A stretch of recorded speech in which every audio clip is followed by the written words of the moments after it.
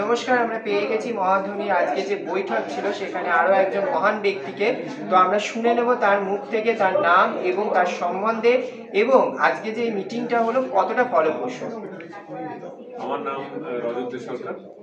তো আমি মিউজিক ইন্ডাস্ট্রির একজন লোক ছিলাম, প্রচুর এই ধরনের কাজ করেছি, মিউজিকের কাজ। কিন্তু তার পরবর্তীকালে আস্তে আস্তে ভিডিও আমার ভালো লেগে যায়। ভিডিও আমি বিভিন্ন প্রোডাকশন করি, সেগুলো সমস্ত রয়েছে বিভিন্ন কোম্পানিতে এখনো পর্যন্ত। কিন্তু আমাদের সমসাময়িক সময় আর কি সমস্ত সিডি ডিভিডি ছিল, এখন তো সেই যুগগুলো নেই, যার জন্য এগুলো সমস্ত এখন সব ইউটিউব বা অন্যান্য জায়গায় ডিজিটাল প্ল্যাটফর্ম এখন বেশি রয়েছে, সেখান থেকে খুঁজে বের করলে প্রচুর পাওয়া যাবে। তাছাড়া ফিল্মেও আমি কাজ করেছি, টিয়ার্স অফ নন্দীগ্রামের চোখের পানি, এইরকম ভাবে চলছে আর কি। মিটিংটা হলো, কেমন লাগলো?